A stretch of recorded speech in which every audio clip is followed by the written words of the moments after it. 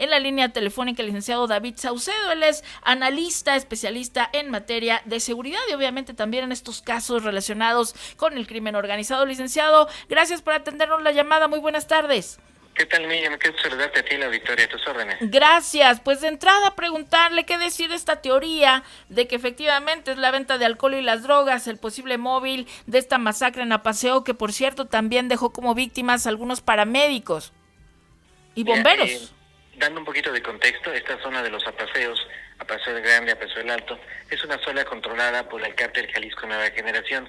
Hace tiempo esta región era controlada por el cártel de Santa Rosa de Lima, pero debido a unos alianzas y cambios de bando, toda la estructura criminal que había en esa zona ahora ya está del lado del cártel Jalisco Nueva Generación. Como es fácil suponer, el cártel de Santa Rosa de Lima ha lanzado una serie de ataques desde hace tiempo, tratando de recuperar el control de esta región, que es muy importante en tanto que por esta zona comercial en donde se dio este lamentable evento el fin de semana, atraviesa la carretera 45D, la carretera federal que permite no solo el tránsito de personas, de mercaderías, sino también el tráfico de drogas ilícitas, de combustible robado y el tráfico de personas. Es, como tú sabes, el punto de entrada para Querétaro y Guanajuato. Es un punto estratégico desde el punto de vista logístico. De ahí que sea de interés para los grupos criminales tener el control de esta región en particular.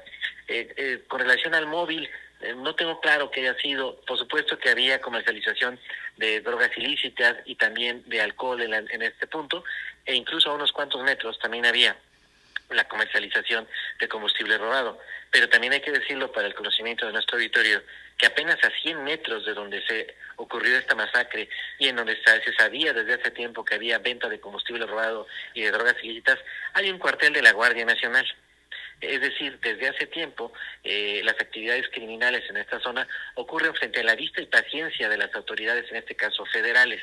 Así que no descarto, por supuesto, que este sea el móvil, pero me parece poco menos que imposible que las autoridades federales, teniendo un cuartel a menos de 100 metros de distancia, no se hayan percatado de que había justamente este tipo de actividades ilícitas. Todo esto ocurre, te reitero, en el contexto de la batalla entre el cártel Jalisco y el cártel de Santa Rosa de Lima por el control de este punto. Todo parece indicar que se hacían de la vista gorda o que pudo haber algún acto de corrupción de por medio. Definitivamente, eso es por supuesto que así fue, tanto de las autoridades estatales, federales, municipales en su momento, de que todo mundo sabemos que en esa región de los Apaseos hay comercialización de combustible robado y venta de drogas ilícitas.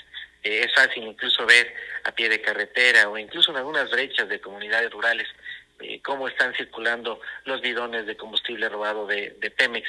Es decir, tenemos ahí un esquema de operación económico-criminal que se da frente a la vista y a la tolerancia de las autoridades de los tres niveles de gobierno.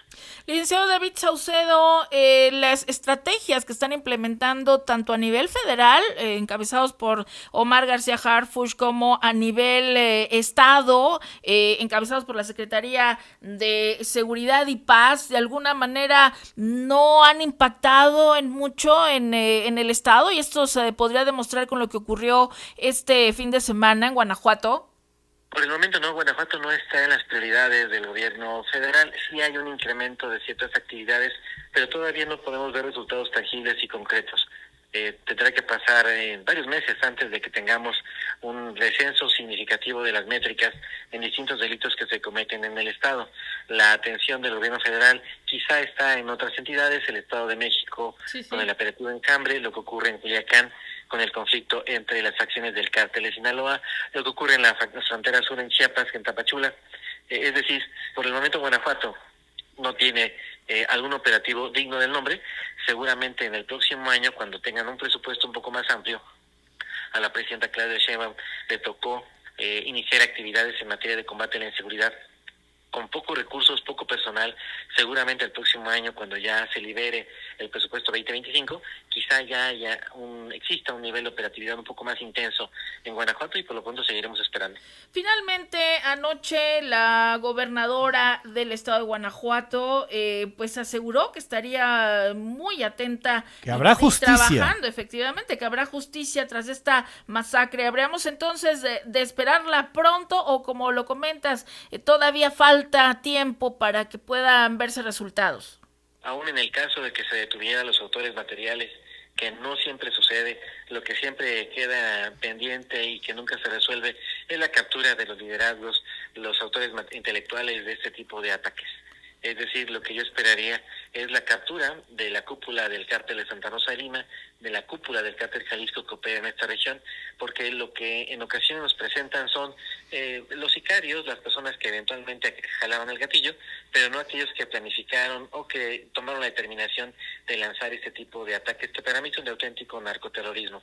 Entonces lo que tenemos es una justicia trunca, que en el mejor de los casos pondrán a disposición a los presuntos responsables materiales, pero dejando fuera a quienes dirigen a la organización criminal. Es decir, únicamente nos presentan a la carne de cañón, pero no a los generales. David, buenas tardes. Saluda a Gustavo Estrada. Preguntarte, David, escuchaba con mucha atención que habría que pasar varios meses para que pues las métricas de la delincuencia que se está registrando, de los hechos delictivos que se registran en el estado, pudieran empezar a mostrar una tendencia a la baja. ¿Qué tiempo estimas tú en que puedan empezar a darse resultados en este combate, particularmente contra los grupos de la delincuencia organizada? Lo desconozco, Gustavo, porque no sabemos cuál es el monto del presupuesto en materia federal que se va a destinar para exclusivamente Guanajuato. Desde hace tiempo está el arribo de fuerzas federales a la entidad, pero a pesar de esta saturación en ocasiones masiva por regiones, no se percibe que haya un descenso sustantivo en la actividad criminal. Lo mismo pasa en el estado. Hay una asignación presupuestal, evidentemente, pero no sabemos tampoco la manera en la que se va a aplicar. Hay una estrategia que lanza la gobernadora, pero muchas de esas estrategias ya se han aplicado en el pasado, que no habían sido comunicadas puntualmente, pero te diría que el 60% de la nueva estrategia que presentó la gobernadora Livia Denis son estrategias que ya existían desde el gobierno de Diego Sinue, y en el caso del gobierno federal tampoco tengo claro cuál es el nivel de presupuesto, el monto de presupuesto y las acciones y programas que se van a lanzar específicamente en Guanajuato. Así que es muy aventurado, no podría darte yo una respuesta con respecto a en qué momento podría haber resultados. Eso habría que preguntárselo a las autoridades. Hace unos días, seguramente, pues tú leíste la entrevista que concedió el titular de la Secretaría de Seguridad y Paz al periódico AM, y en esta entrevista él aseguraba que Guanajuato tenía condiciones para que en 3 años se pudiera cumplir con este compromiso que hizo Livia Denis García Muñoz Ledo de reducir en un 50% el número de homicidios dolosos. Tú desde esta... Pues desde esta peculiaridad de particular punto de vista como analista, David, ¿realmente ves que puedan bajar en esa medida, en ese orden, los homicidios? Bueno, es que ellos siguen por analogía lo que fue la aplicación de programas de combate al homicidio en la Ciudad de México, en donde en efecto en ese lapso hubo una reducción sustantiva de la violencia homicida.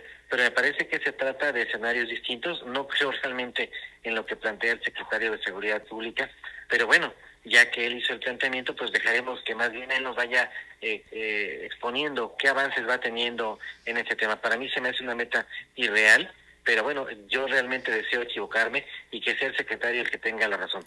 Así es, también nosotros quisiéramos estar equivocados, porque durante el gobierno de Diego Sinue Rodríguez Vallejo se sumaron más de 22,000 asesinatos durante esos 6 años, y hablar de una reducción del 50%, pues estaríamos hablando prácticamente de que al cierre de los primeros 3 años de la primera mitad tendría que inhibirse la comisión de alrededor de 500 y tantos asesinatos, 5,000 asesinatos en el estado de Guanajuato.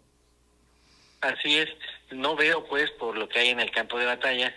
Hay varios contendientes, el cártel de Santa Rosa, el cártel de Sinaloa, cártel de Jalisco Nueva Generación, la familia michoacana. No veo un debilitamiento de esos grupos. También hay el arribo de células del cártel del Golfo. No veo en consecuencia que esto esté sucediendo.